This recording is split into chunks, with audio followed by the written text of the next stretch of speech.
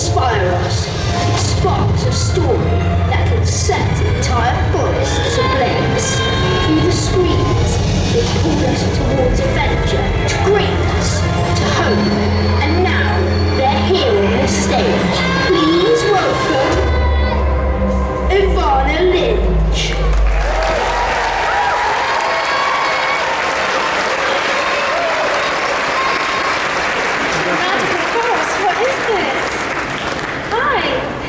Hello, Evanna. Hello. Welcome to Belgium. I love your office. Yeah, I wish it was my day-to-day office. First time in Belgium? No, I've been several times. I love coming to Belgium. Anything that struck you as being typical for Belgians? Chocolate, tata. That's kind of, yeah, those are my impressions. Let me see, what else? The fact that you guys know like 5 languages, that's pretty amazing. Yeah, what would you say is typical? Beer. Oh, okay. Belgian fries, no French fries, Belgian fries. Oh yes, I've been told that as well. Yes. Yeah. Now, in the UK, there's a famous drinking game, and that is name 3 famous Belgians. Can you name 3 famous Belgians? Oh no, I can't. Not a single one? No. Jean-Claude Van Damme. Jean-Claude Van Damme. He's an actor? Yeah. Yes, he's an actor. I'm not like, I don't know, I'm not pop culture-y. Do other people slay this game? Some. Yesterday with Elijah Wood, he even quoted a Belgian against me I never heard of, so that was like painful. Usually Audrey Hepburn, she's Belgian. Yes. She was born in Brussels. Magritte, the painter. If you like music, saxophone, Adolf Sax was a Belgian and he named the instrument. But you're from Ireland. Mm-hmm. Who for you would be the 3 most famous Irish people? Ooh, currently alive, I mean? In general, if somebody would ask you, who are the 3 most famous Irish people ever? Most famous Irish people? Maybe James Joyce, you know, the author. Bono, probably. Enya, those are some 3. Yeah? You've beaten us by a long way. Well, could you have done that the other way? Could you have named 3 Irish people? James Joyce, Bono. No, I wouldn't have. Now, obviously you're an actress. What would be one perk of being an actress we common folks, between brackets, are not aware of? What's like the advantage of being an actress? I think you get to really nerd out on your passions, you know, so if there's a character you love, you can go deep into the world. You kind of, you know, continue being a child, because as a child you do that. You see someone on screen, I mean, you all do it, like you come here and you go, I recognize myself in that, I'm going to be that. And acting is giving you permission to do that and to take it very seriously. I think as we grow up, we don't often take these childlike passions seriously, and we should, and you do here. So that, and travel, it really does make you see the world and just, yeah, you get very interesting insights into different cultures. And if you hadn't been an actress, what would you have liked to become? I actually really wanted to be a dancer, yeah, and to the point where I'm so jealous of dancers. Acting is like a compromise. But yeah, I think I would have loved that. I find movement so freeing and liberating. But I think it would always be something in the arts. I could not do something like too conventional. I think my family are all teachers, and I just, you know, I really respect that world. I see how hard they work, but I like to do things where I get to make my own rules, which I think a lot of artists are that way. Yeah. It's never too late. You might still become a dancer. No, it's too late for that. Okay. I still dance, but nobody's paying me for it. Okay. What's for you the most difficult emotion to convey as an actor? You know, crying, laughing, anger, something else? That's a good one. Definitely, I mean, I think it's every actor. I definitely clam up at crying scenes. I had to do a play a couple of years ago, and there was a scene, and they're not meant to tell, directors are not meant to tell you have to cry now, but my director did, and he was like, I don't care, you have to learn the technique. And yeah, it was very difficult because, and lots of actors talk about this, I thought you have to kind of mentally torture yourself to get there, but there actually are technical ways to get there. And yeah, it's something I still, the thing is with crying is that you have to be so relaxed because it's about vulnerability, it's about complete letting go. And when you're in a position where there's pressure on you, everyone's waiting for you, nerves do the opposite of make you want to cry. They kind of make you just freeze. So yeah, that's a hard one, I would say. Yeah. Aren't there like technical meats, you know, like onions being cut below the camera or tear sticks? Yes, but yeah, and you sometimes you have to just do that. Yeah, but it's not the most reliable, is it? Yeah. I'm assuming that throughout the years, people gave you advice, you know, directors, actors, and said, what was the best bit of advice you've ever gotten? Best advice for acting? For acting. Don't know if it was so much advice as it was just seeing people do it. Because on Potter, you know, there was the young crew and then there was the more established actors. And for them, it was that they just brought a lightheartedness to it that you would think the children would bring, but actually we were very much trying to be our best and be very studious and, you know, like, right, we want to be serious actors, you know. Whereas the serious actors were all playing around, larking about. They would do their scenes different every time. Yeah, and I was like, wait, are we not meant to be trying to nail it? But no, they were always like searching for something new, digging deeper into the character of the scene. And I think from their perspective, it was like, it's the director. They're the adults. They have to rein us in, and we get to play. So it was more seeing that I went, oh, you have to just play, which is the hardest thing to do when you're trying to impress people or trying to like live up to expectations. You just want to tick the boxes, but you can't do it that way. So that would be something I learned. I don't know about advice though. I've had a lot of actors try and tell me do something else. You know, it's so competitive, and it is more and more. Yeah, I think that's important. And that was another thing on the Potter films that I would see the adult actors. They would never talk about acting with each other. They would always talk about their garden or.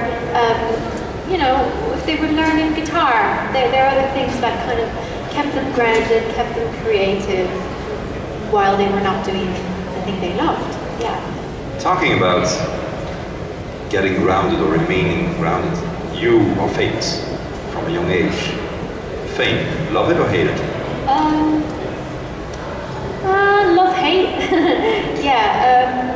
I so appreciate, like, it's opened me up in so many ways. I meet so many amazing people at these kind of things, and we have really beautiful chats, like deep connections.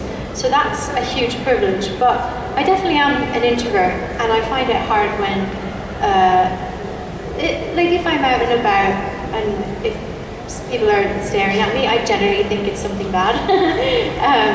So that part is tricky. And I suppose the thing is also that having been famous young, I don't know what it's like. I don't know what it's like to approach jobs and things without having that thing. You've always been famous in a way. Well, not really, well, yeah, longer now than I wasn't. But I really do believe in, like, you got to see it as an opportunity, and it opens so many doors. And I think if I hadn't been famous, I would be much more shy, much more afraid of the world, and I'm really glad I'm not that way. So I'm glad it forced me out of my shell. Yeah. Have you ever Googled yourself? Yeah, and I hate that. It just, I would never do that. If I wanted to cry, maybe. For your next crime scene, just Google yourself, it might help.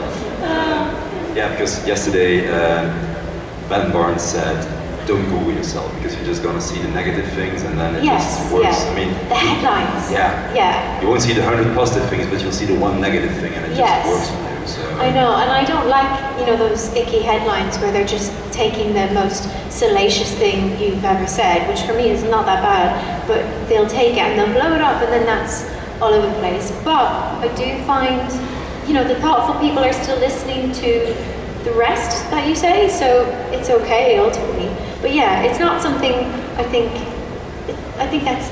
that would be an ego thing to try and worry about that or to try and control that. So that's for someone else. Yeah. Imagine you can host a dream dinner. Oh. And you can invite 3 people, Okay. dead or alive. Who would be your 3 dream guests? Eckhart Tolle, love him to pieces. I see him as my spiritual godfather. I just love him.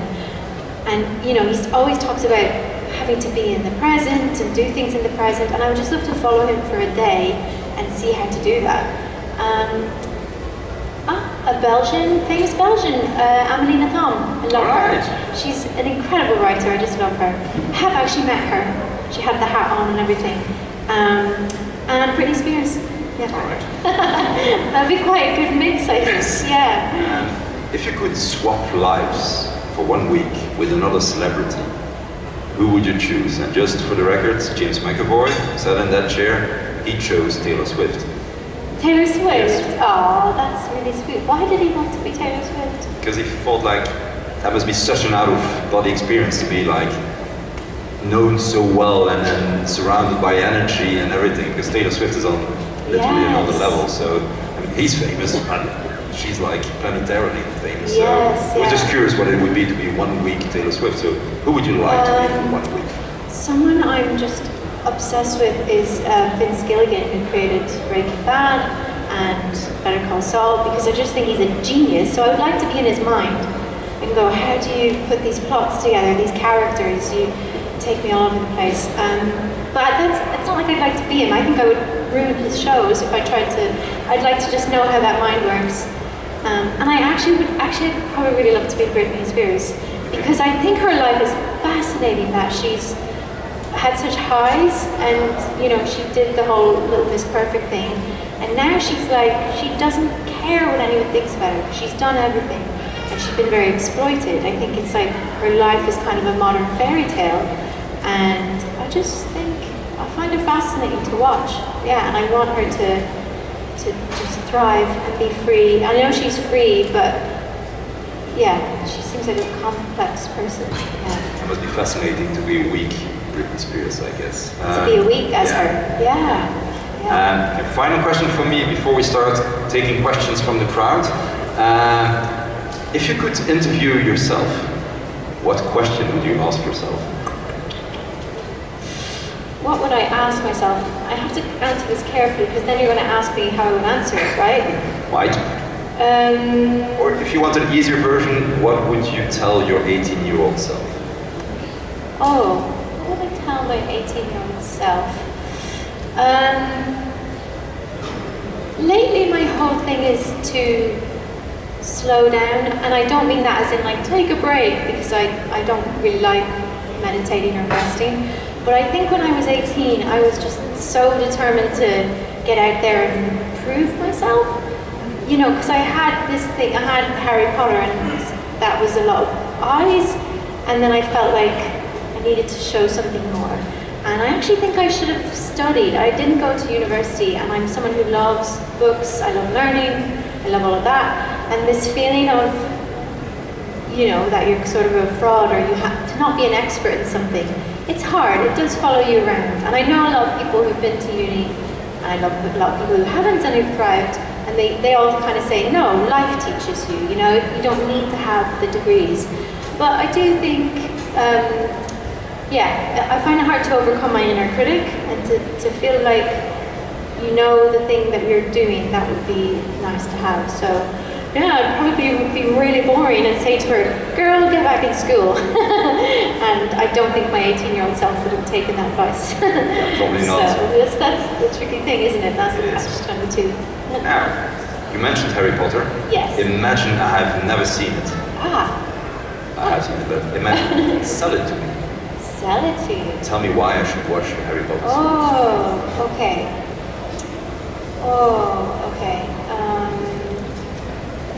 Okay, so this little boy who has never met his parents is the most famous person in the magical world, and he he sits with this deep longing to know his family and who he is, and at the same time all the world is looking at him to save them. And it takes 7 books, a lot happens, but he does pretty good, and he kind of heals, I feel. I'm telling you this as someone who reread the books recently, and the fact of him being an orphan and longing to know his family, that shone through so clearly, and it was really heartbreaking, which you don't maybe recognize as a child. So yeah, and it's about this boy who sees himself as very ordinary, and he has this pressure to do something so extraordinary, and somehow, believably, does make that growth. Yes. Does that convince you? Is that anyway? No. You could have said you played in them, and that would have convinced me, but I'll give it a watch. All right, ladies and gentlemen, your time to shine. There's 2 microphones, one on the left, one on the right. Just a few ground rules. English only, 1 question per person. Please don't cheat by subdividing your question in 3 separate questions. Articulate, talk closely to the microphone, and please don't ask for free hugs, free kisses, free autographs, or what have you. Take it away. Hello. We all call our pets to fictional characters, and 2 of them, the authors, the players are here. Frodo and Luna. Oh. Yes, she's a really funny, free-spirited cat. And I was wondering which kind of animals were named after characters you played that are wicked or more less ordinary than a cat. So wait, the question is of my animals? About Yeah, like if you ever heard of a crocodile called Luna. Oh. Gosh, but your cats are fine as well. Have I? Oh, what's the strangest animal that's been named after me? Or Luna?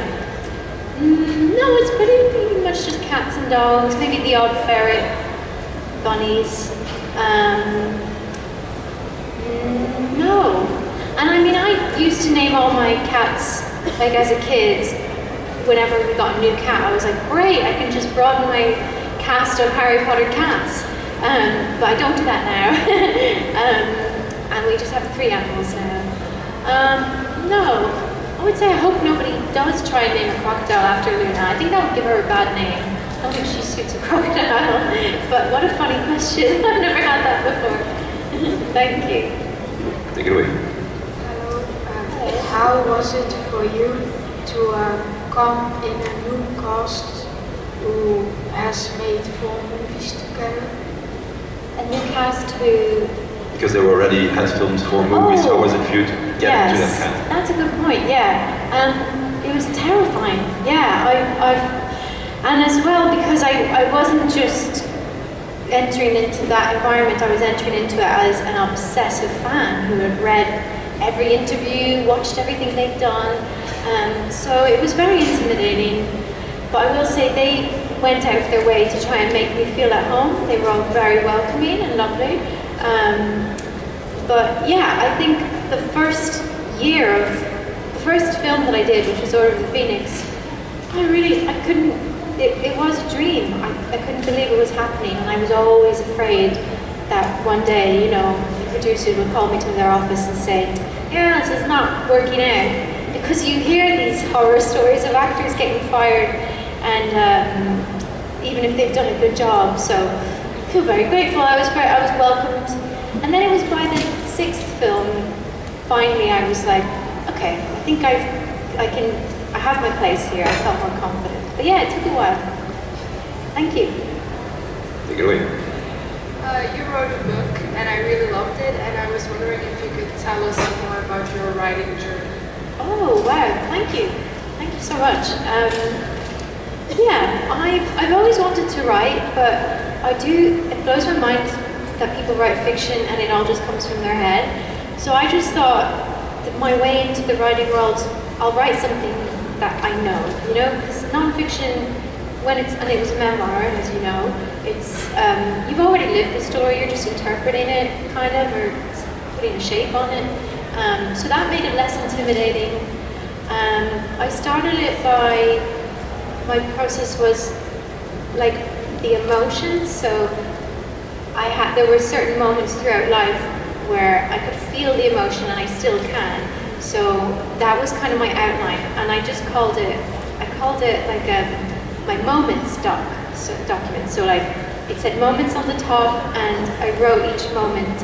And so then it was about connecting the dots between the moments, and that helped make the story. And then it would be about looking at it and going, oh, what part of my life have I not really talked about, and how to. The hardest thing with the memoir, especially when you're young, is where to end it, because you're like, well, that's not life. life keeps going. It doesn't have a neat little end, you know. So that was something. After I had that, I did like a chapter, which funnily enough wasn't in the book. I did a chapter, and then I approached a publisher. They bought the thing, and that was great, because then it gave me confidence to do it. So I was very blessed to have a good editor. But yeah, it was definitely, to me, it is all about the emotions. And whenever I would get lost with the book about what it was, I had like an image of like a scream in my head. Like that was the energy of the book. It was a scream. It wasn't da-di-da. It wasn't that. So I would kind of just, I guess it's kind of an actor thing. I would tap into that feeling, and that would bring me back to it. Yeah. Thank you. Thank you. So when you were making the Harry Potter films, the most of the cast was still pretty young. How did you go to school or learn the things you need to learn at school? Yeah, so we had to have, like legally on those films, you had to have a minimum of 3 hours tutoring a day, which sounds really good as a kid. You're like, that's not too long, but it was 3 hours one-to-one tutoring, and like a lot of the teachers had really stinky breath, and they'd be up in your face, and so yeah, it was like hard to be sat there and be like, someone right here. And also you couldn't drift off, you couldn't play with your friends, so 3 hours was, that was enough. But also, because the other cast were in the English school system or the British school, and I was on the Irish curriculum, so it was a whole different, so it was quite hard. It was quite hard to be doing school, and like Dumbledore's walking by your window, and you're like, oh, I just want to be out there. But I am glad they made us do it. I think that was a very wise choice on the producers to really prioritize keeping our other lives going. Yeah. Thank you. Thank you. If you could rewrite one of the scenes in the Harry Potter series, what would it be? Ooh. Do you mean on the films? Yes. Oh, if I could rewrite, I don't think, I'm quite a purist. I think those things are sacred, and I don't know if I'd rewrite. No, I have an answer, sorry. The scene in Order of the Phoenix where Harry's in Dumbledore's office and he's found out about the prophecy. In the book, that whole scene is in caps lock. He's screaming at him, and I remember that feeling, the feeling of reading that book was like, Harry's angsty, he's frustrated, he's traumatized, he's just confused, and I thought that scene was such a beautiful release of like, you know, an adolescent who's been exploited, abused his life, letting it all go. So I was disappointed that that scene in the film was a little bit more subdued, quite a lot more subdued. So that would be my artistic choice, to be more loyal to the book, I think. Yeah. Okay, thank you. Thank you. Hi.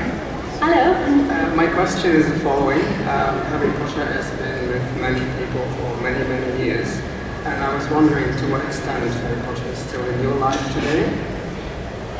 So say that again, what extent who's in my life? Harry Potter itself, the books, the movies, you are a fan yourself.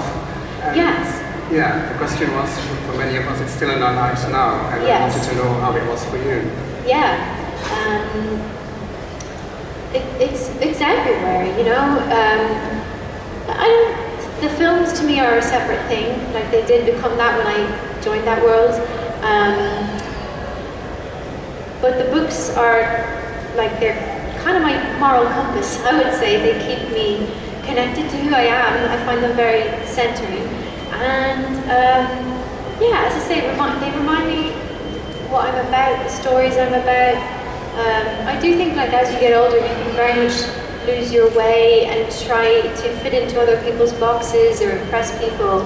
And yeah, whenever I read those, it's like it empowers me to be myself again. And obviously the fans, like it's amazing how so many of you have supported me in different ventures.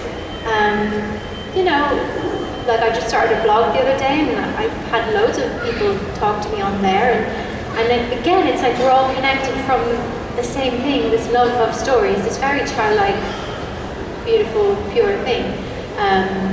So that I love that, yeah. Artistically though, I do have to try and leave it behind, and I think I have, like, I've got different tastes as I've gotten older, and to not be just pandering to a certain audience, you have to separate yourself to a certain extent. But it's always there. I'm very proud to be there, and yeah, whenever I read the books again, as I say, I'm proud to be part of that world. It's not one of those things from my past where I'm like, oh, don't talk about it, you know.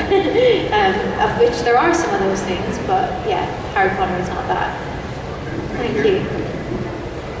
Hi. Hello. First of all, you look lovely. I went to the studio tours with my fiance last September, where we learned that you actually made some of the outfits or accessories yourself, and I was wondering which was your favorite. Ooh, I think, so yeah, I made quite a lot of the jewellery, and then I designed the lion hat, but I can't take credit for any of the costumes. But I loved the lion hat because when I read the books, I had a clear idea in my head that it should look a bit crazy. You know, it should look like it's eating her head, and it should make you go, ugh. And the original design was like it was a top hat and it was on top, and so I was really proud of that one. I remember I got to go home and I didn't do my homework that night. I just did the lion hat, and yeah, it was such a nice thing that they encouraged my artistic side, my creativity. So I'd probably say that one. But then the most fun one, I think, to wear was her dress for Slughorn's party, because that was just fairy-like and like a Christmas tree. It was very whimsical. Yeah, had a lot of fun in Luna's fashion for sure. Thank you. Thank you. Hi, my question is, what's your favorite scene in Harry Potter? To watch or film? The film. Filming-wise, it was definitely the wedding scenes, because for one thing, it wasn't like huge pressure on me. I only had a small scene, small bit of dialogue, but the main thing was that I got to meet Mr. Lovegood, played by Lisa Fans, and I think the thing about Luna is, like, and I know a lot of you relate to this feeling, is she's always this feeling of she doesn't quite belong, doesn't quite fit in. You have to kind of get comfortable in the discomfort, and you do, but it's so lovely when you meet someone and you're like, oh, you're like me, you know? That's a feeling that nothing can replace. And when I met him, that was the feeling, and that's because he had his long silver hair, or blondie hair, and he had his yellow robes, and I just felt like, oh, I'm not the only one who sticks out. It's brilliant. So that was a really fun few days. Yeah. Thank you. Thank you. Hi. So my question is, have you ever stolen something from the set? Absolutely not. I'm such a teacher's pet. No, seriously, my parents were both teachers, so I couldn't imagine. I would never be naughty. Because my dad used to do the detentions in school, so I was very much a rule follower. And also, by the time word was getting around that people were taking stuff from set, that's when they started searching people's cars on the way out of the studio. So yeah, I did not want to get caught. So no, nothing was stolen. Thank you. The six books are the scene from Dumbledore's funeral. I've heard rumor that you have offered to pay the scene to film. Is that correct? Can you repeat that? In the sixth book, there's the Dumbledore funeral scene, I've heard that you offered to pay the Dumbledore funerals for the film. Is that true? I remember I was very upset as a Harry Potter fan when I read that script and there was no funeral for Dumbledore. I was just like, are you kidding? The most iconic, wizard of the series, we're not going to give him a send-off? Because in the books, everyone comes, the centaurs, the mermaids, it brings all of the magical world together. And I did half-jokingly say to David Heyman, I'll donate some of my paycheck to help this if it's about, because he said it's about budget. And he was like, no, even that wouldn't cover it. So yeah, that died. I hope they do it in the series. But let's not talk about his funeral, that's so sad. But yeah, I was very upset as a fan to not have that moment. Because it was touching. In the books, it was a really big moment. Yeah. Thank you. If you wouldn't be Luna, which Harry Potter character would you be? Who would be? Maybe. Well, I'm big into astrology, so I always liked the divination classes, and I know she's meant to be a bit of a fraud, but I like Professor Trelawney. I tend to gravitate towards the weird people among the weirdos, and I think she and Luna are that. So, and I like the idea of being up in a little cozy attic in the castle where nobody really takes you seriously and you're just doing your thing. Yeah, probably Professor Trelawney.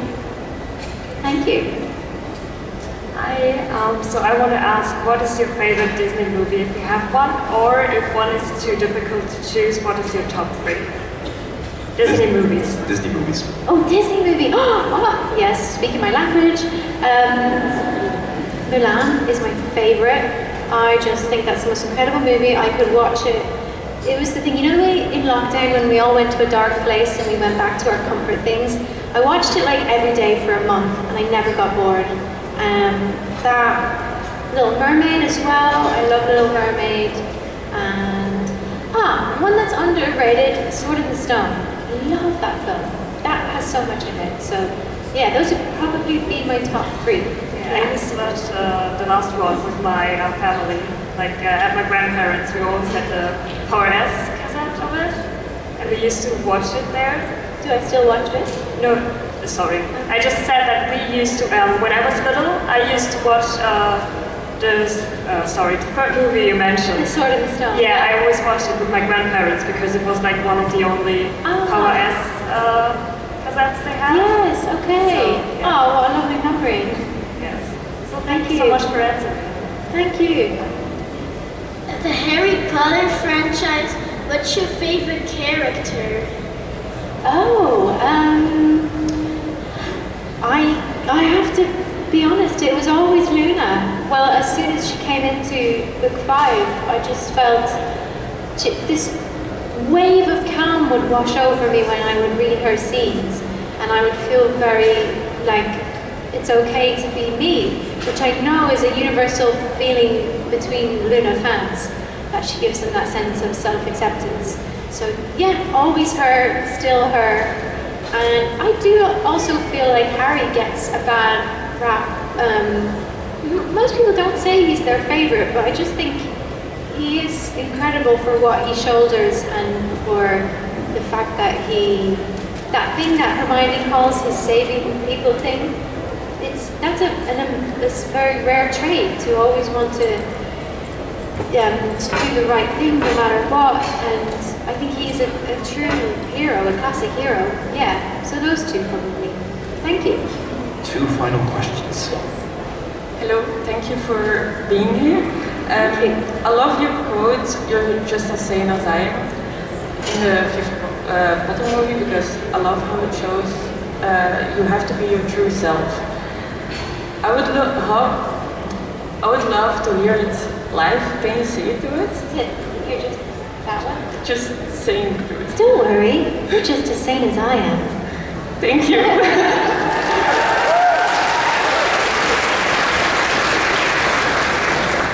Hello, every probably know you from the Harry Potter, but I also know you from the activism and the veganism. And my question for you is, what is the saddest moment of your life being an animal activist? Oh, what a good deep question. Thank you for asking that. I went into a chicken factory farm, which we did with Viva, and it was just so sad because there was just hundreds of thousands of them, and they couldn't even stand up because their bodies were so enlarged from the drugs they were given. And just the idea that there are all these beings that their whole lives are suffering and they live and die. It's always got this sad, it's dark, but I appreciate you bringing it up. So that was hard, and I remember being in there and feeling like, I just want to get out of here. I never want to step foot in some place like this again. And really feeling, well, that's why it's important to witness these things. So that was hard. Yeah, and I appreciate people like you. It's an uncomfortable thing to talk about, but I appreciate you bringing up something uncomfortable. Thank you. Thank you for answering. Thank you. And that's all we have time for. Give it up for Evanna! Thank you so much.